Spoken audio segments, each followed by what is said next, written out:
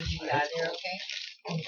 Well, welcome everyone to December's Conspires, December's Ask UAS. I'd like to introduce Dave Rubin, the star of the universe tonight. And Slagle, who will be doing the rest of the introduction. Good,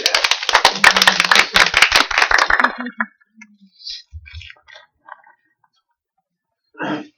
Thanks for coming. This is the star of the show, Dave Rubin, and I'm going to summarize what happened last time we tried to do his full life in 1 hour that didn't happen. So this man was born in the Bronx in 1952, and he went nothing terribly exciting for the first 4 or 5 years of his life. He kind of started showing his artistic talent, his mother says. At the age of 5, there's a dinosaur book with everything properly outlined and all the colors perfect. It was accomplished. You have to not interrupt me. At the age of 5 or so, and he went to high school in Westchester, New York, which is about 20 miles north of Times Square. Nothing terribly excited in high school. He had his heart broke like most boys do, but he started the guitar. He actually started the clarinet when he was in the 4th grade. And this man right here played football in 9th and 10th grade until his friends started outgrowing him because he kind of quit growing then, and he got afraid of getting hurt, and he quit football. And he graduated in 1970. In 1972, him and his friends started following the adventures of George Harrison and actually went off to India. And was in India for 6 weeks, came home glad that he wasn't in poverty. And in 1973, he started a band, or didn't start a band, but he was in a band that had 9 individual members called Skywell, and they actually went Skywheel? Oh, sorry. Thanks for interrupting me. Anyway, so they went to San Francisco and actually played on the wharf and as part of the Cannery stage or something. Hay Street, too. So he did the whole, I hate to say drug, alcohol, women thing, but I'm assuming from 1973 through 78, I'm just guessing, but in 73 to 78, him and the band Skywell were based out of San Francisco, which I'm sure was formative, and right? Skywheel. Anyway, so, and Dave played the guitar, occasionally the clarinet, and sang, which kind of set the stage for what he does nowadays. At the end of that band in the late 78 or so, it broke up, formed a couple other bands. One of them was Tattoo, and Tattoo went to Oregon in 1980 or so, actually opened for the Grateful Dead one time, which ate up about half of the time last time we talked. And they stayed in Oregon playing with the band Tattoo until 83 or so. And in 84, he came to catch him. In 83, he came to Catch a Can. So that's how far we covered last time. Did I miss anything important? Well, I mean, I had a vivid memory of my circumcision. Nobody can remember that. It is kind of a Jewish thing, I guess, isn't it? So anyway, anything else that was missed important in that 30 years? Well, in Ketchikan here, all the people I met. Well, playing music. I think we're kind of starting in Ketchikan. So this hour is about starting. Yeah, we came as a band, and I came with Nora, who I'd met in Oregon, who was from St. Lawrence Island. And the mother, she was pregnant with Adrian, and we moved to Ketchikan. On the recommendation of Ken Kesey, and also having met Nora from St. Lawrence Island, Alaska seemed like the right direction to go. So we came up here, and we moved here, and Adrian was born here in 83. And part of the band moved up for a while, but then they left, and I was just here with Nora and Adrian in this amazing place. Ken Kesey said we should come up here, and we did. And he said the people would love us here. So when we came and played at the Sourdough Bar, which, by the way, is the only place in the universe, I think, that you could walk into right now. Walk up to anybody sitting in there right now and say, excuse me, isn't this place pretty much exactly the same as it was the first time you ever walked in? And they'd look around and go, yeah, I guess it is. Anyway, so that's the first place we played. And in 83, and I said, I'm staying here. I got a job. The band was being played the whole band, each member of the band was being paid as much as we were being paid as a band in Oregon. So you're being paid as a musician. That was Yeah. strange. It was amazing, and like there was so many people who were coming to the sourdough, and so I stayed here and I started playing music with, I guess most important. Well, that band we joined with Anita Ray Stanker, and that was we kept the same name, Tattoo, and we kept playing as that band. But I met a local person named Donnie Orr that I later formed a Potlatch band with. And Donnie Orr worked in the music shop with a picture of John Wayne and the Polar Bear and Phil Harris and Bing Crosby was. It was like a real Ketchikan music shop. And Donnie worked there, and he was the son of Art Orr, who was a musical chief of the Tsimshian people and played all the Ketchikan bars in Ketchikan and traveled around. He was a great guitar player. So for those of you that didn't grow up in Ketchikan, the music store was right next to the Coliseum. It was actually Stan Oak-Smith. Everybody knows Stan Oak-Smith. It was his father that ran that. It was one of the first air taxis in Ketchikan in the late 50s, and the music store actually subsidized it. They couldn't afford to buy their own fuel, so the music store was buying the fuel for one of the first air taxis in Ketchikan. That was your connection, right? It was the music store. Well, Donnie, we formed. First, we started playing with Chongo. Then we formed the Potlatch band. What year was that? 89. And you did that while you're kind of still doing the Potlatch. Yeah, we're playing like Saturday.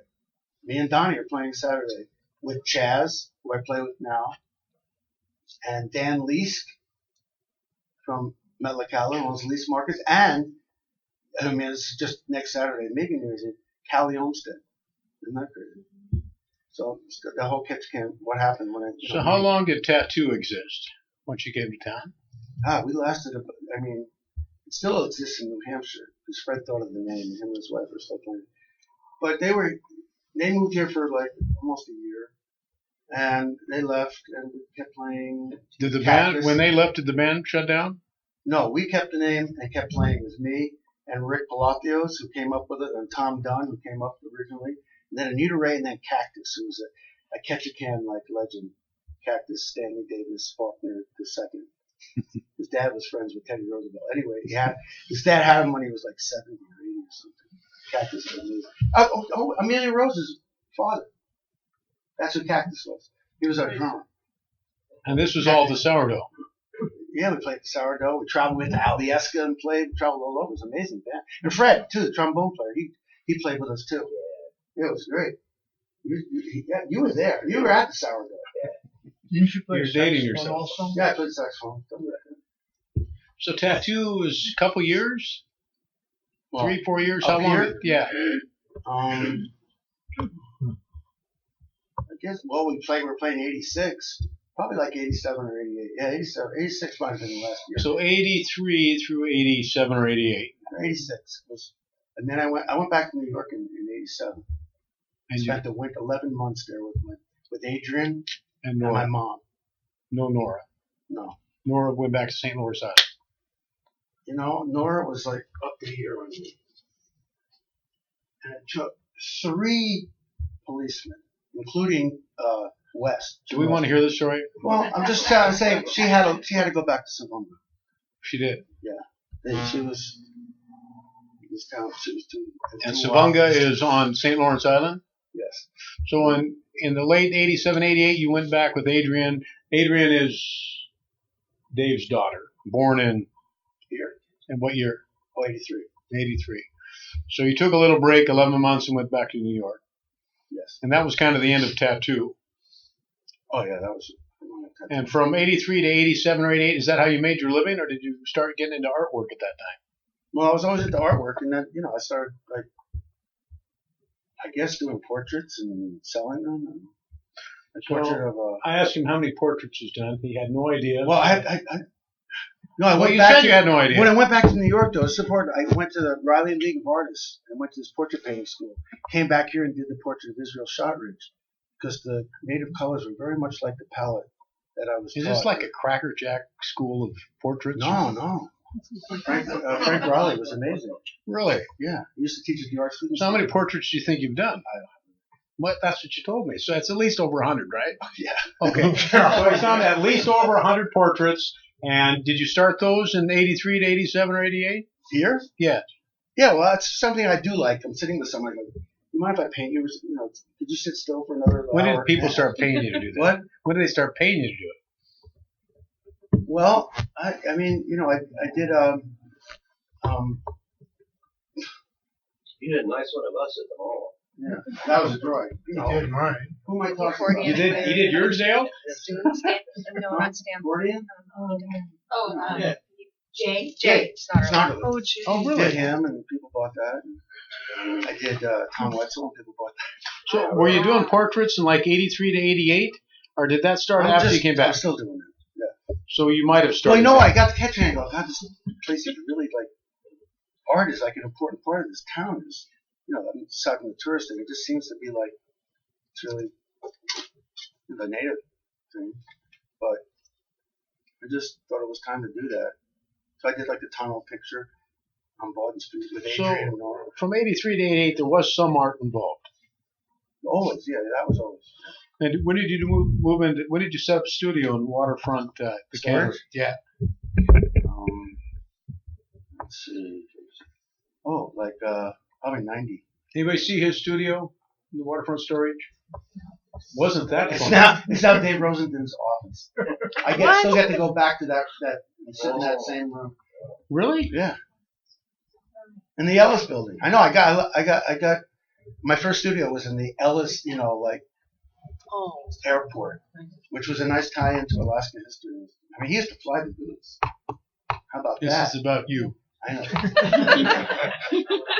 You're one of the friends I made.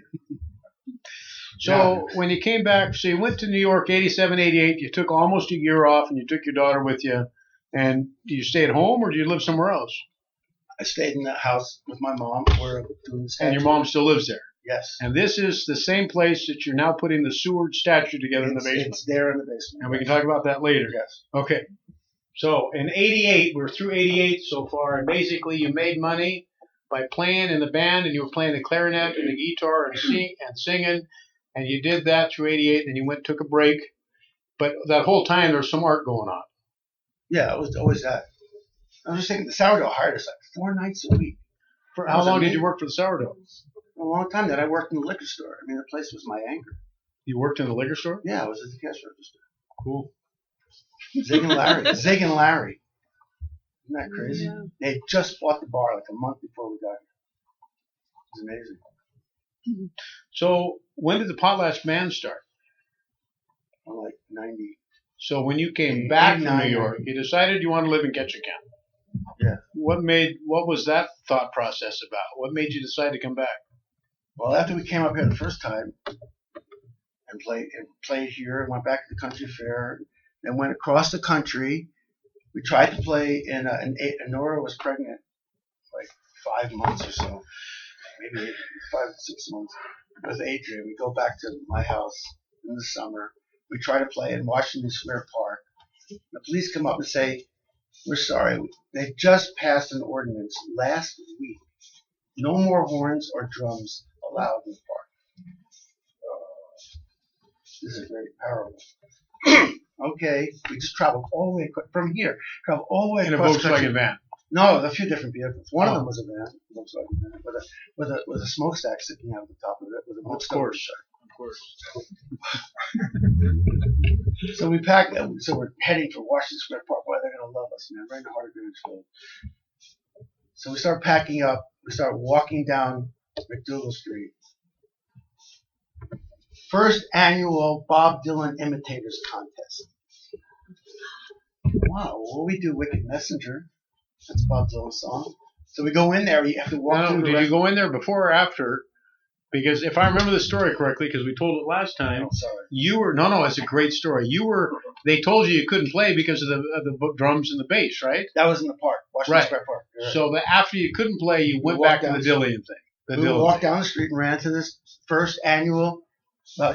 NPR was there, which all things considered were there, covering the show. But wait, don't worry, we'll to it. All right, go ahead and tell the story. So, wow. So we walked through, how like in the village, you walk through the restaurant, and all of a sudden there's a theater. And there was this beautiful theater, a little one, with red curtains and round stage. And they were holding this contest. So we get up. We were the only serious applicants in this contest. We did a song called "Wicked Messenger" by Bob Dylan. Everybody else was, doing other songs in his crazy voice and changing words around to his songs. Everything was comedy. We were serious.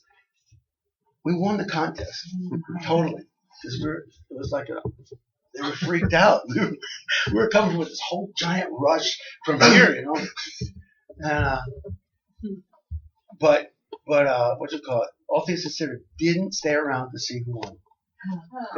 But this really famous disc jockey from WBAI, the underground radio station, was there, and he said, "You guys got to come on my show. Would you come on my show Saturday morning?"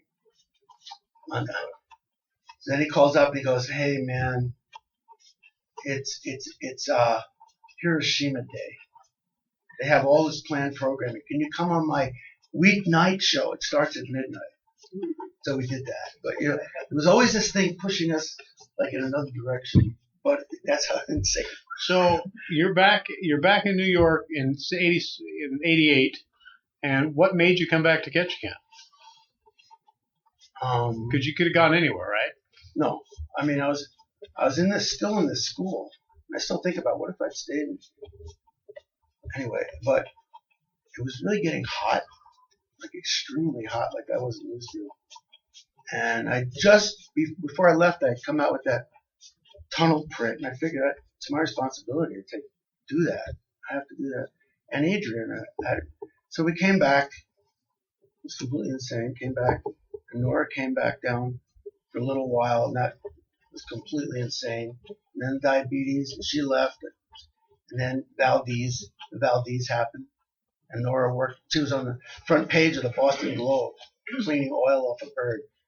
You know that he and Steve Sealy were flying back. All right, come on. This is about. No. This is about you. And this they is go, about you. "What's that?" And they circled down. It was the Exxon Valdez that had just gone. So around. what year were you back in Ketchikan? I know. I won't go. What? Isn't that amazing? Yeah. So what year were you back in Ketchikan? 88, spring of 88. Spring of '88. And you came back, and how did you pay the bills? Well, painting and playing music, and then I started teaching at the University of Alaska.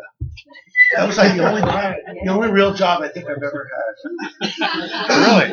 Do they know Hence that? this moment, I guess. Do they know that? Well, there's this thing in Alaska if you have field experience. Field experience. Yeah, so I actually. And so you came and told them about the 5 years. Well, in they San could see I Francisco, could paint, and they didn't have many teachers around, so I got to be the art teacher. And Ray actually was the teacher before me, and he didn't work, and he sort of handed it off. Ray Troll? Yeah. So I was filling in to him as a sub, and that's how I started. So you've been doing that on and off since then. Well, I did it for 10 years straight, and then I started again up until this past semester. So is it safe to say? There's one of my favorite students right there, Professor Chris Donar of biology. Yes. Sorry. It's about it. So from '88 to the '90s, it was about the University of Alaska, is kind of what paid the bills, and the Potlatch Band.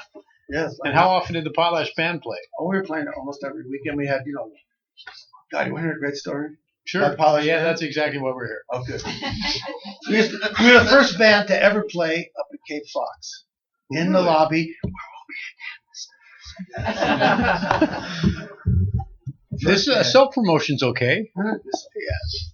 So we were the first band to play in the lobby for New Year's Eve. What year was that? I don't remember. 2 years in a row. You have to kind of remember these numbers. It's a story. That's a good one. I'll find out. After 1988. Well, it was the year Alicia came to be the manager. Anybody know her? She's married to the guy who owned Johnson's Lab. She became the manager. So usually we got to leave the organ overnight. The organ? Yeah, David Rosen's gigantic Hammond B3 with the lesson. We used to get to leave it. Can we leave this again? Yeah, just push it against the wall. We'd come to the next morning and take it out. This one year we'd go up to there was a new manager. We'd go up to the counter there at the desk and say, "We're just going to push it against the wall." No, you get that thing out of here right now. And we were both shocked, completely. Me and Dave were shocked. What? Get that out of here. Oh, like this and like this. The next year, the word came down from her to the crew, and no more potlatch band. You're booking parties for Christmas this year. No more potlatch band. This is a whole new thing. We have to, dignity. Dignity? She was trying to. What the hell were you guys doing? All right, The never hotel mind. was trying to be upper class, upscale. So you got kicked out of Cape Cod. well, here's what happened. Martha Johnson, who just died, right? She was calling up to arrange for the KIC, I think, the Alaska KIC Christmas party, the annual Christmas party. And she said, and yes, we'll be having the potlatch band, Skipper Cape Fox. And they said, oh, no, sorry, they can't play here anymore. What?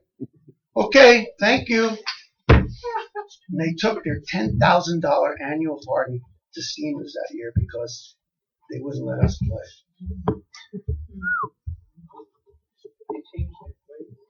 She wrote a letter of apology to Martha Johnson and Cass. Isn't that the funniest thing? She just died like a few days ago. So was it like every weekend at the potlatch for a long time? Was it in the winter as well, or just in the summer? Well, the summer was insane. Has anybody been to the potlatch in the summer of the '80s when the fishermen were in? Oh God, there was nothing like it. I just love dancing outside on the street. Yeah.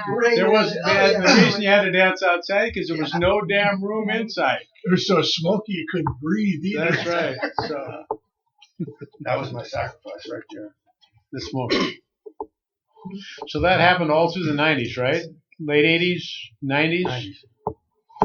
And, So when did the potlatch man quit playing on a regular basis at the potlatch? at the potlatch, oh God.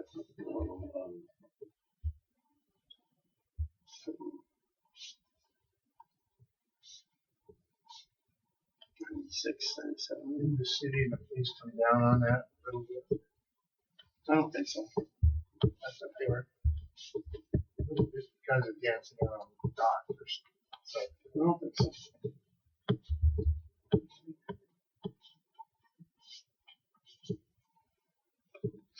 So any portrait stories? No. None. You've done hundreds of them, but there's no stories. There's,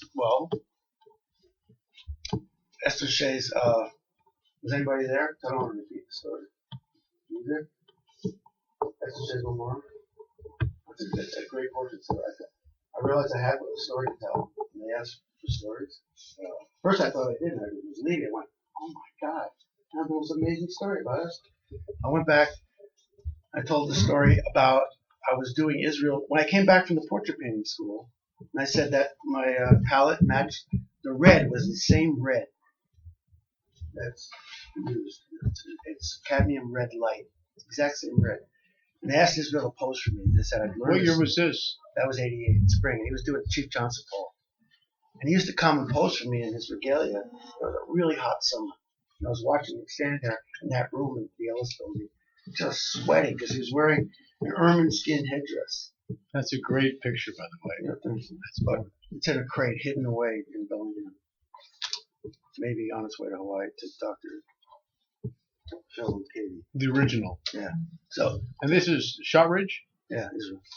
So, Was that your first portrait? no. When I came back, it was.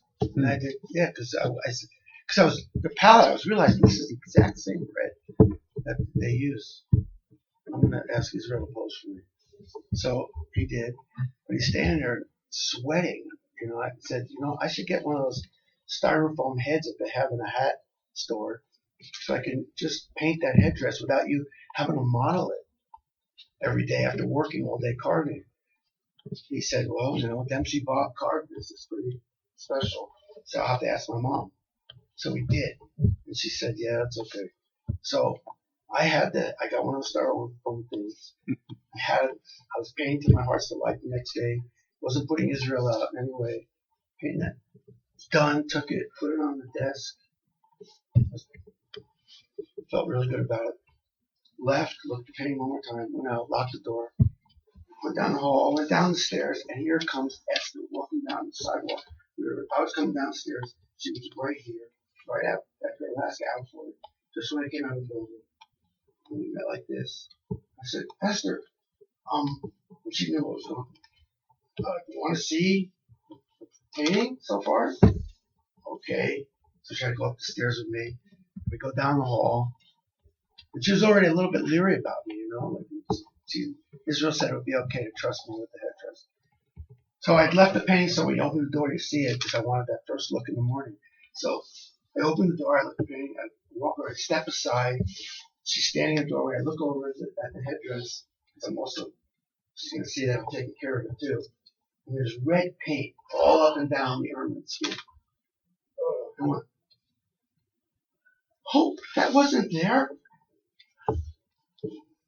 I mean, I looked, I said, I'm really taking good care. They're going to be so proud of me. And I look over and Esther's, I took it and I knelt down on the floor. And I look up and Esther's standing there just looking at me. If she hadn't been walking down the sidewalk, I was leaving for the day. I was on the car, I would have gone home.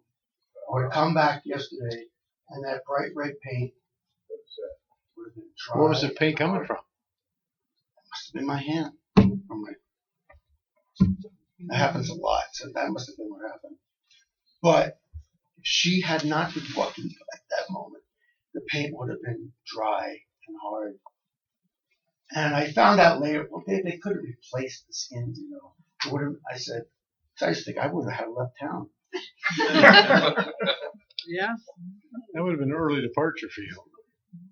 That was insane. I mean, but I got the turpentine and I got looking at her, and I got all the paint off because it was wet. I had just walked out the door. It's an amazing portrait story.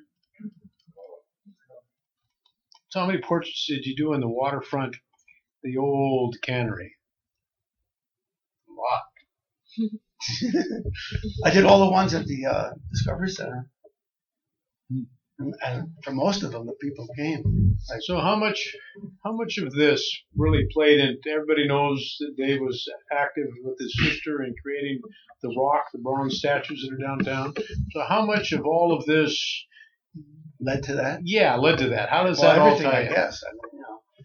I mean, all of a sudden there was money for public art, and to me, public art always meant statues coming from my neighborhood. So tell the process of the rock, because I think folks are interested in that. Just where the concept. Yeah, sure, come on. It took place in their house. They don't want to. And in fact, I think you used one of her dresses, didn't you? She posed in the dress. Hillary posed for the Elegant Lady downtown in a dress that I got in the Salvation Army across the street from Waterfront Stores when we used to be there in 1983. And You bought the dress for what reason? Because here's this amazing dress hanging on the rack for $5.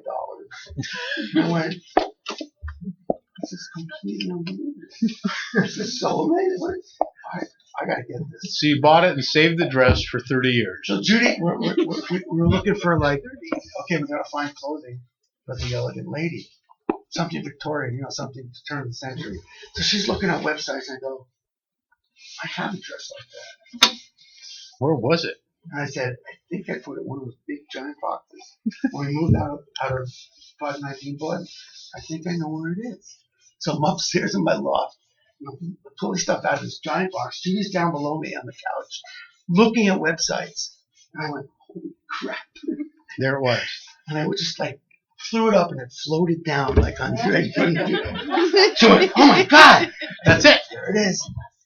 So, and it was really tall. When did you? Tall for me. I can't believe. When did you believe it? Wait. This is one of those things.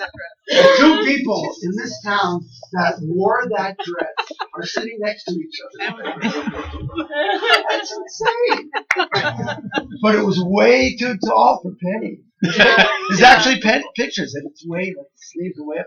It fit Hillary. So who came up with the concept of the rock? Me. Okay, and so what year was that? 2007. So you came up with the concept and you started sketching things out, right? I had to do a drawing of what I thought it would look like. So I did a drawing of what it would look like from this one spot. Took a picture from that one spot of the Steamers building. Inserted my picture so it looked like it was taken with it there, and that was it. How many individual statues are there? I narrowed it down to 7. Was there originally 7? It was like 9. I wanted a Filipino cannery worker, a Chinese, Right. but I realized I could just represent the industries: fishing, the logging, pilots, and loggers. And So it was your concept was in 2007. When was it finished? 2013. 2013. Wow. And, yeah, and well, so I had my painting show in Juneau. But working with statues was not really your expertise. Wasn't that something your sister brought to the table? Well, it's very insane because when I spent the summer in Berkeley, when I turned 8 in Berkeley with my parents. 8 years old? Yeah, I spent the whole summer sculpting in clay on campus because my dad was working at Livermore. His dad was a physicist. Is that right? Right. And I got to go to the art department and be part of the art class there for the summer. At 8 years old. Yeah, and then I reunited with a friend that was an artist in Ardsley High School, where I went to high school. She goes, I remember you painting it all. I remember you, like, being able to work with clay. What? You don't remember me drawing a painting? I said, no. Which is insane to me. Are you trying to take all the glory No. away from your sister? No, not at all. I'm All right. going to lead to that. Why I ended up doing that. Because I am able, So it was something you had some Terry interest in. Piles and my sister both had experience doing large scale, like realistic things. My sister had never done a life-size figure. Really? No. She did claymation. She would do the characters in between, like the client would come to the claymation studio and they'd have an idea for like a character and the studio would come up with it. My sister would sculpt it. They'd all come up with it. They'd come up with the idea. Sometimes the client would have an idea. She would sculpt that for them and then she would do replacements so they could animate it. So that's what she was doing. And then it became all digital because a company from California bought the company that she worked for, Olive Jar, in Boston. And they offered all the people working there to learn the whole digital. She didn't like it at all. She liked working in clay. So, and she didn't want to leave the East Coast because my mom's there. So she stayed, and that whole business went west. And so now she does like freelance work for this t-shirt company that does relief, like embossed like images. She does the sculptures for those, and she works at Trader Joe's.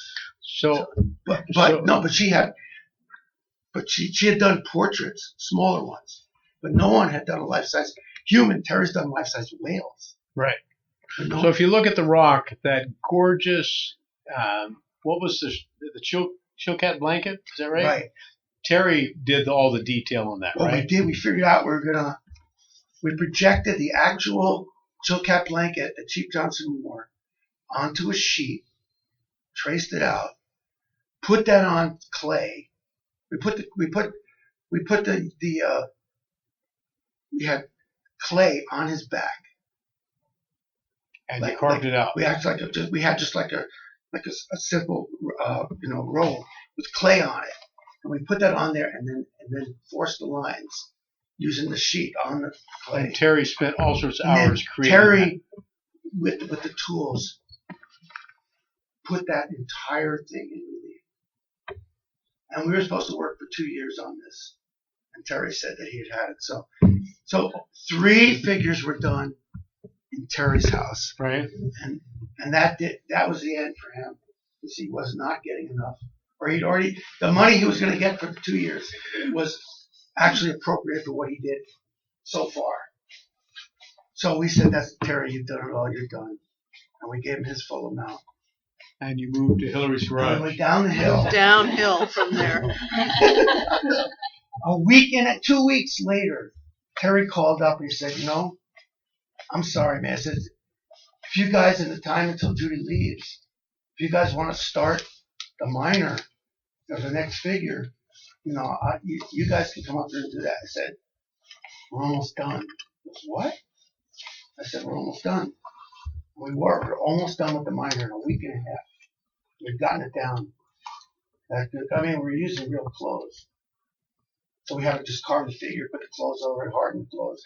do the hands and the face, and then all you just had to do is to fill in. Like if you have a cuff that's like this, you can't leave that open. It's got to be filled in, dammed up, so the hot rubber doesn't go flying up there. So What time is it? Anybody know? So we have 15 minutes, theoretically, yes. So before we forget, could you talk about what you're locked into now or what your current project is? a mental institution. Yes, I know that, but no, seriously. What he's referring to is last year we left off my advice. The best way to be is to be locked into something. And I realized I'd forgotten to say, I got that from a ski jumper. The ski jumper said, when you're going down the chute, and your arms are around your knees, halfway down the chute, you're locked in. You're not deciding like, nah. I don't want to do this. I mean, you're locked in. You're going off the thing. But yeah, so what I'm locked into lately is the sewage statue. So tell us that story, because that's a great story. Well, I had this painting show up in Juneau. The last show ever in the gallery. Right, and And you drove up there. in your van truck. Yes, you took my van. You took my van and all your paintings to Juneau, right? Yes. And you had a show, and you were a hero and all that stuff. But you had a painting of Seward. No, I had Bob Bang. I decided at the last minute I should bring pictures of the Rock, just to show what other things I've done in Ketchikan. So this is like a three-ring binder or something. No, MJ. Cato had these really nice pictures of it glowing in the sunset. Really? And I said, MJ, I'd like to bring some of those pictures to my show. This was a few days before leaving. She goes, well, I got some already matted up. Here, I'll give you 4. I said, wow. I put 2 out on this table at the entrance to my show. And Bob Banghart took me and Mary out to dinner. You can't find salmon in Juneau. Do you know that? He took us out to dinner. Don't get distracted. So I'm telling you. Who's Bob Banghart? Oh, he's the director of the museum. And he's a big deal. He's now even higher than that. But he's a musician friend. I met him playing at Coca. Hillary knows Bob. Great knows Bob. He's an amazing violinist. But he took us out to dinner, and he said, Dave, it's kind of auspicious timing.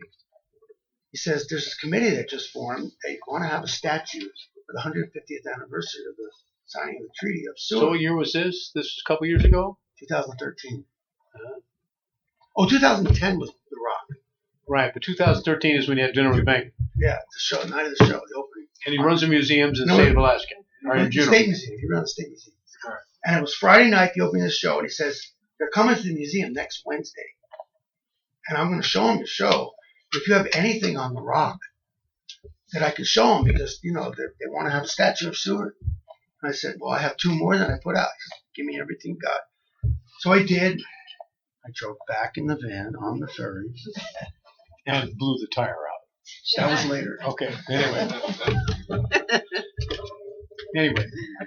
I drove. I didn't hear anything, but I got to drive back up to my show to pick up all my paintings in Chuck's van. I went up, got all my paintings, and I asked Bob, whatever happened with that? He said, oh, yeah, they were real enthusiastic. I'm sure you'll be on their mailing list. I said, oh, cool. So it was the week of the folk festival again. It was like almost April 15th. And I'm sitting in the house, and I finally decided, I'm not going to go. I'm not going. Now it is. And it was Thursday. I know that Sean Lee and a bunch of people were still going to play Saturday night with Ray. I said, I guess I still could go tonight. No, I'm not going. I'm going to stay here. I'm going to stay. I've already been up to Juneau twice. I'll stick with what I'm doing. I'm just going to stay here. Anyway. So it was Thursday. I'm not going. So I'm sitting with Mary. I'm watching TV. And I got a stack of mail that I hadn't opened. And I'm sitting, and I get to this Alaska Living History. Must be some asking for money.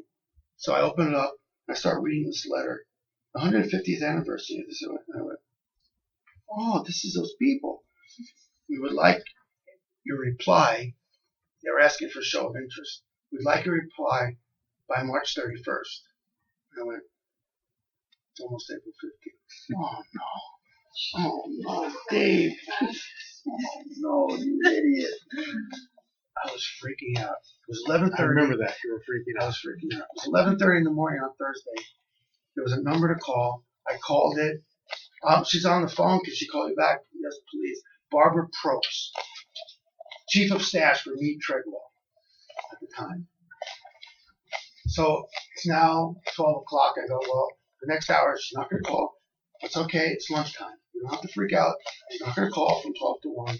You can relax because it's 1 o'clock now. Okay, the meter starts running again. You're freaking out. Like one day she calls back. I said, oh, hi, I'm Dave Rubin. I got one of those letters about the Seward statue, but I just opened it today. She started laughing. She goes, oh. I said, is there any way I can get my stuff to you? She goes, well, how soon can you get it here? And it was Thursday. I said, well, I know nowadays I should be able to say, in an hour, like at least by tomorrow. I said, could I have until Monday? She goes, well, the committee's meeting next week, again on a Wednesday. First, they were coming to the museum on a Wednesday because they were too busy because of the legislative session and all the other stuff, and they couldn't meet. They were going to meet for the first time that following Wednesday. She goes, if you can get it here by Monday.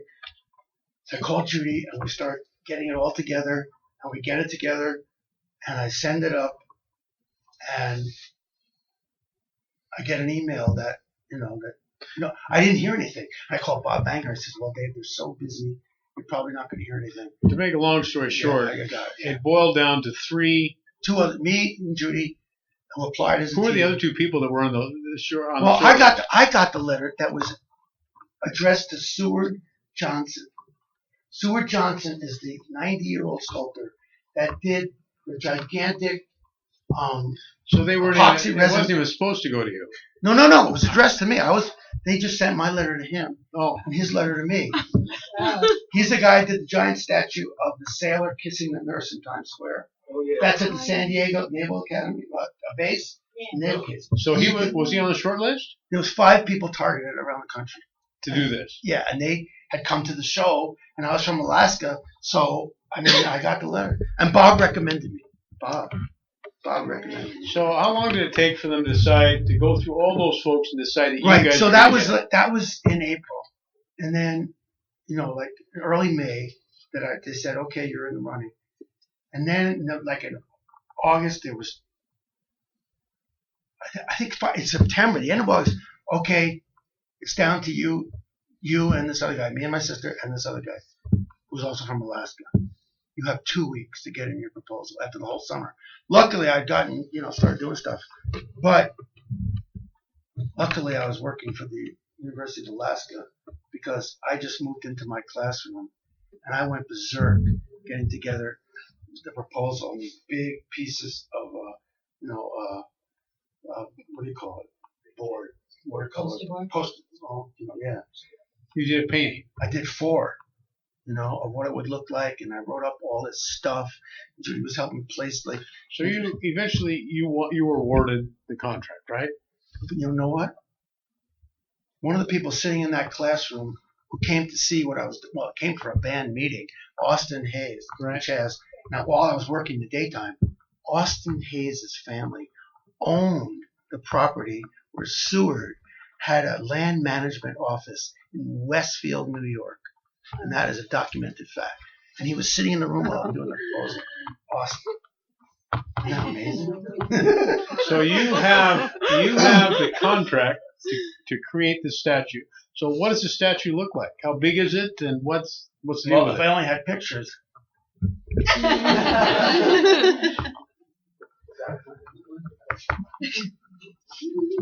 If I only had pictures.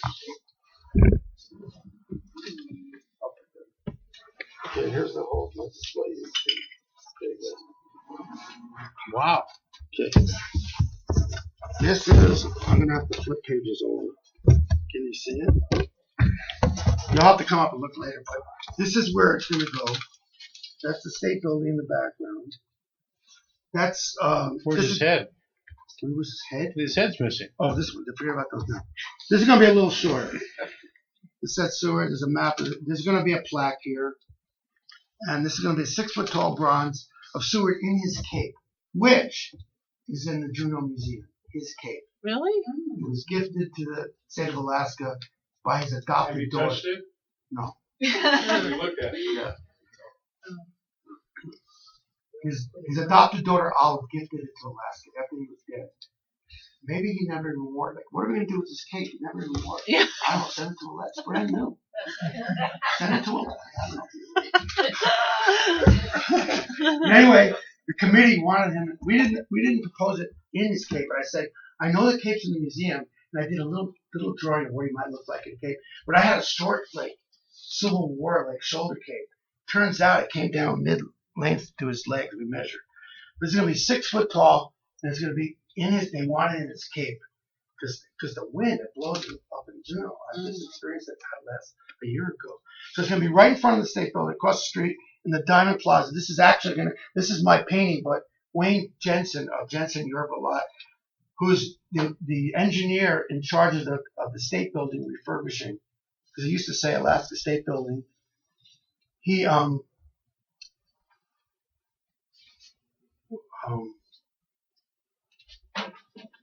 in charge of it. He made this photograph. He took a real photograph and put my painting in it. I did that with the proposal, but he did it actually. And it's actually going to be oriented so the front face of this is facing this way. Have anybody been to that plaza? But he's going to be looking over towards Douglas. These pillars are Tokeen marble from Marble Island. A lot of you probably know the people who own that part of the island right now. Well, Barbara Morgan's part of her family owns it, and then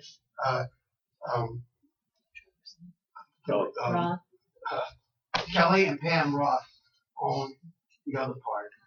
And we were going to go to Marble Island and mill a piece off one of the 18,000-pound blocks that are still sitting on the beach that the Vermont Marble Company didn't ship because it had a little chip in it. We were going to mill it off, but my friend Gary McWilliams, right?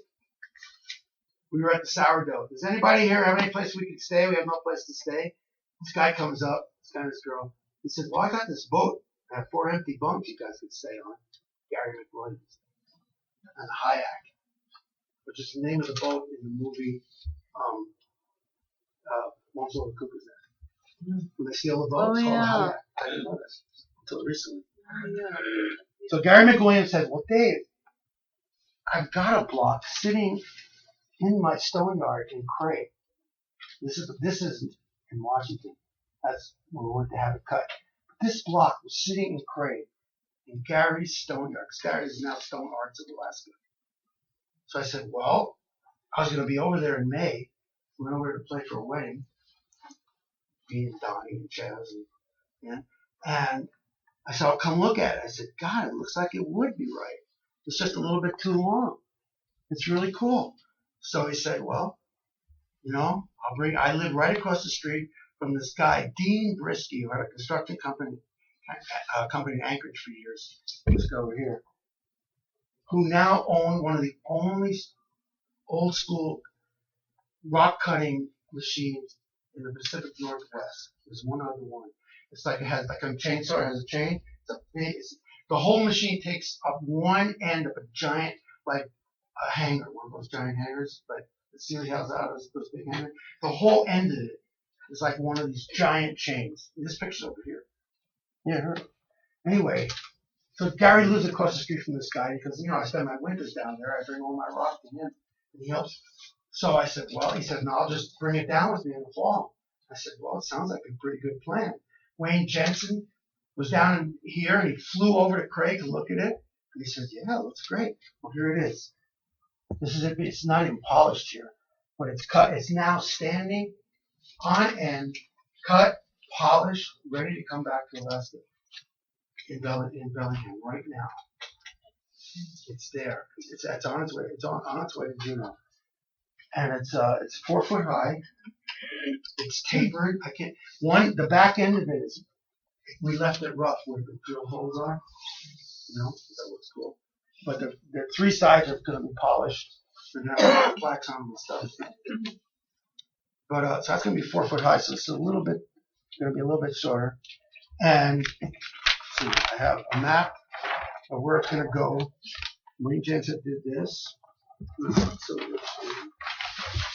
And then actually my picture, statue, so help! Oh my God! Oh wow! That's That's it. So it's a little distorted. So what's the deal of that look? Is that out of a picture? Or you guys decided he's looking over the state of Alaska, or where did that look come from? Well, okay.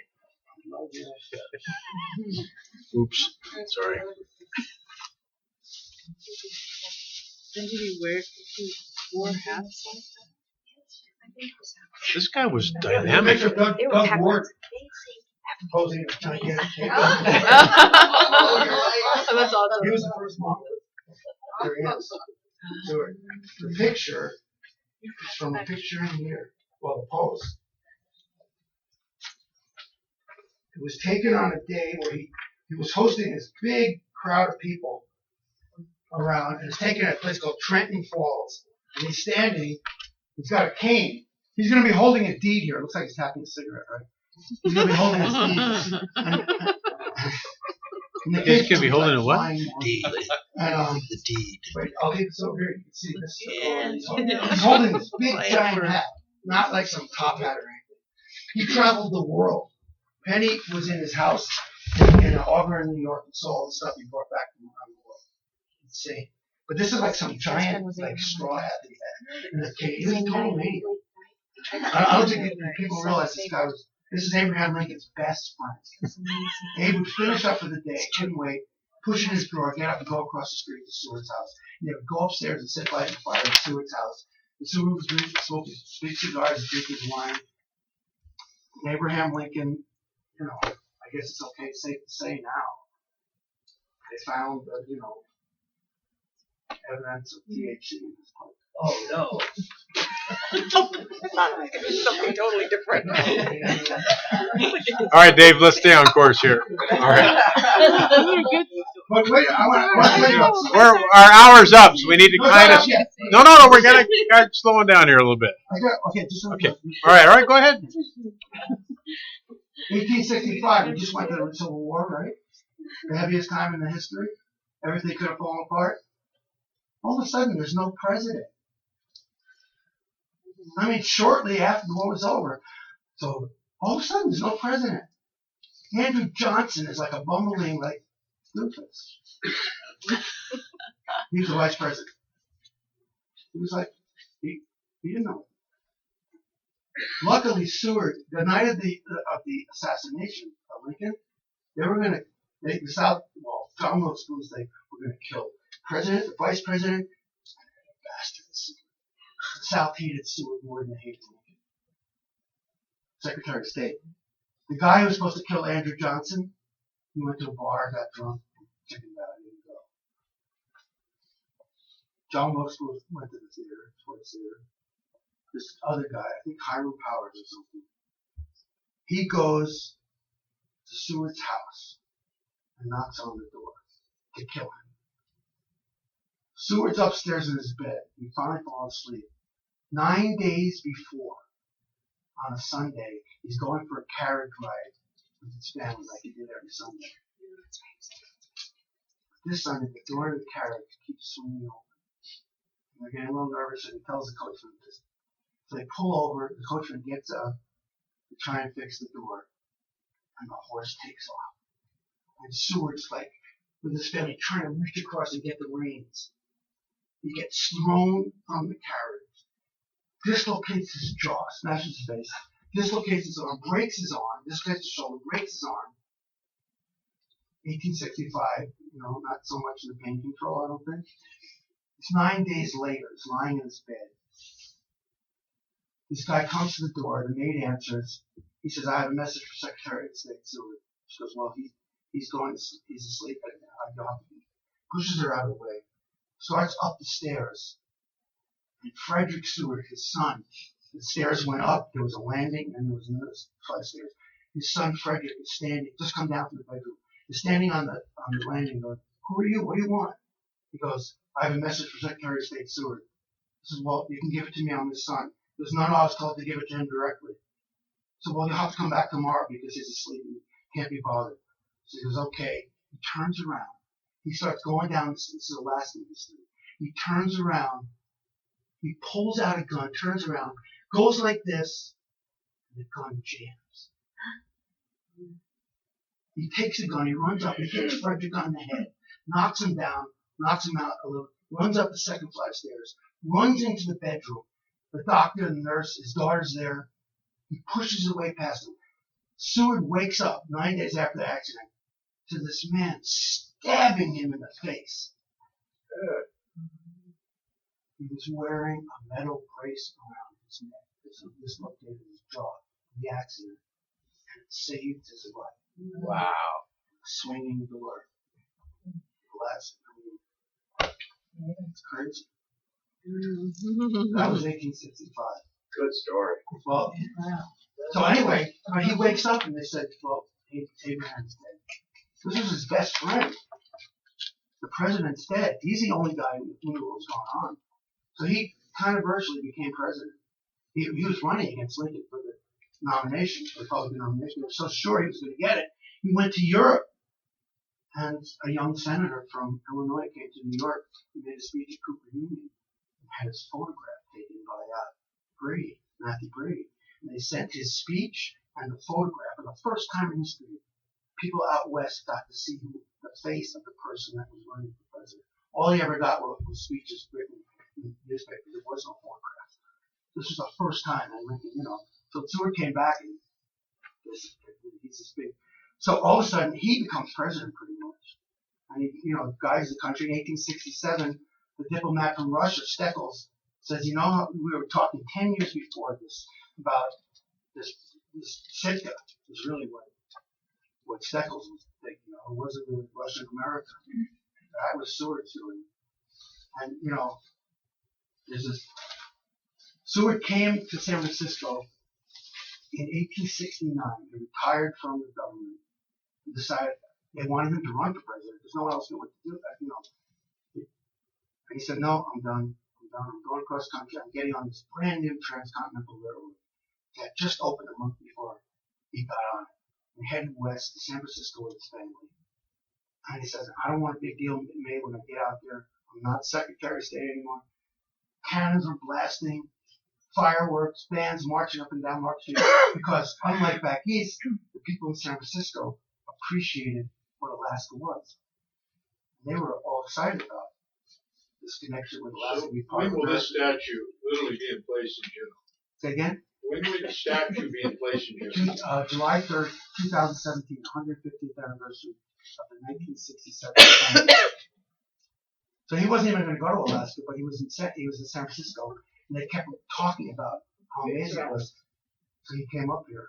He went all the way up to Haines with the Chilkat people, which is the dad's people. That chief carved Seward's name in his arm. They became. So this is the level of enthusiasm, passion that Rubin puts into just about everything. He's currently playing at the Point on Wednesdays and Fridays. And he plays at Cape Fox on Thursdays, and he plays in New York on Fridays. And we're out of time. Is there anything you just have to say? Any questions? Yeah, are there any questions? Because we do have a few minutes for questions. So wait, he was on his way to Alaska No, after. he wasn't. He came to San Francisco. He wasn't going to go to Alaska. Sorry.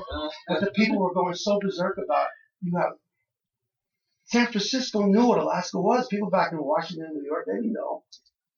And it was actually proclaimed the greatest diplomatic achievement of the century when he did it. It wasn't until later that his detractors that were trying to stop this power-hungry maniac from buying the San Juan Islands, from buying British Columbia, so the United States would be the entire West Coast. And so they started calling it Seward's Folly, which is actually a phrase his son made up. That people try to think of it as, Seward's Folly, but it's not that. And they started. But so he came to San Francisco, and the people out there going, it's amazing out there. You're kidding?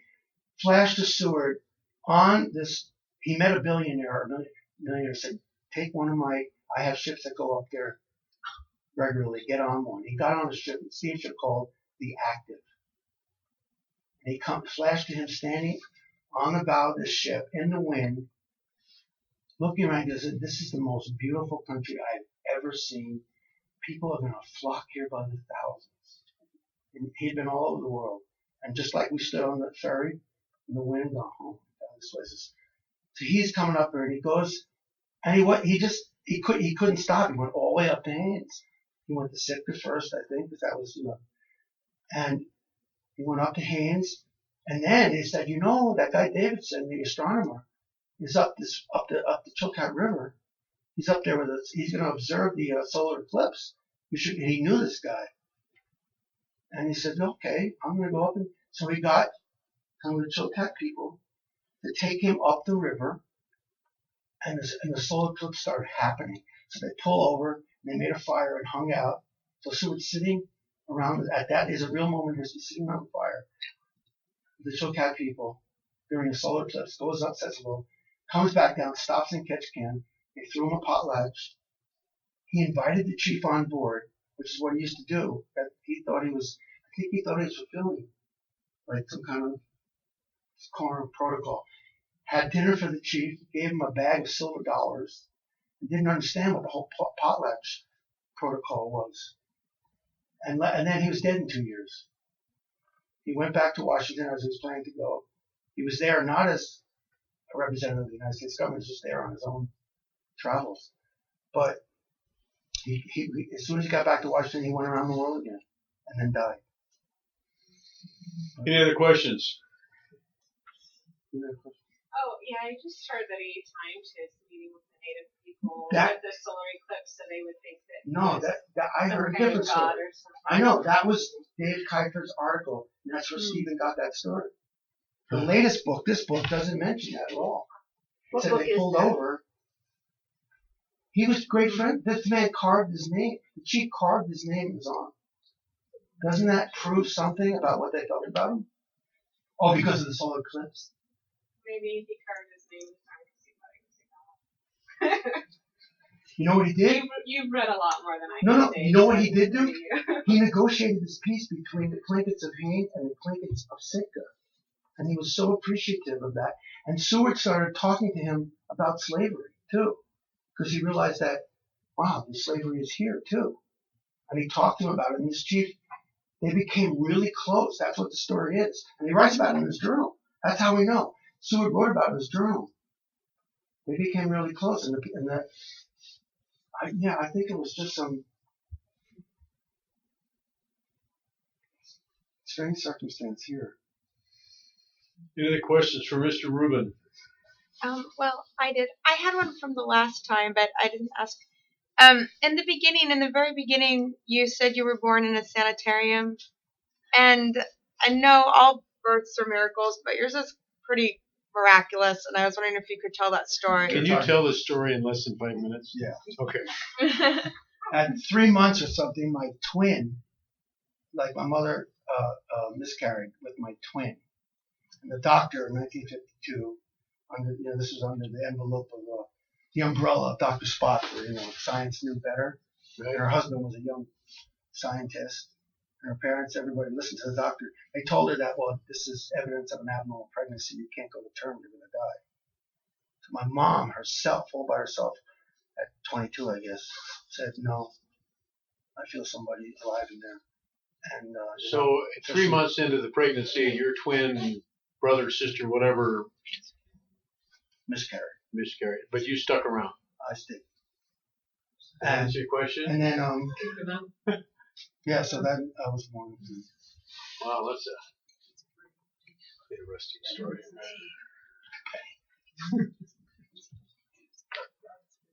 Didn't you also have a brush, really incredible brush with fame back in the 70s or 80s? You mean the dead? You remember that? Maybe. We covered that last time. That Woodstock show. Well, that we didn't talk about that last time. He had a brush. I think it was it. Oh wait, there's Fame. a joke. What is it? Oh come on, she's not talking about it. Brush. Yeah. Famous brush. Brush that belongs to somebody famous. I have Brush with fame. I have Barbara Morgan's brushes. Barbara Morgan took that photograph of Martha Graham with her hand like this and her leg up in the big dress going up behind her. Yeah. I have her brushes. Oh. She was good friends with Georgia O'Keeffe. I just saw her granddaughter when I was back in New York, Lael, because we went to Brian Ackerman's movie theater, which she's married to Brian. And she was there in Laos. She was like a neighbor. She was a great friend of ours. And they gave me her brushes when she died. Barbara murdered. But I also have Ed's brushes. And I also have John Sloan's watercolor pad. John Sloan was one of the Ashcan Sloan. Is that what you're talking about? No. Oh, just What's some whatever. other story I've forgotten? Story back in the 90s. It was very well. Like a literal brush with paint. And it was like a brush with paint. You somehow acquired a brush belonging to a really famous artist. Well, that might have been it. I don't know. Sorry, I'll remember later. Well, thank you, folks. Yeah, I thanks very think much. we've gone through our time. You're the only people that came. Yes. What a great crowd, though. Thank you. It's really nice talking to you. Thank you, Mary.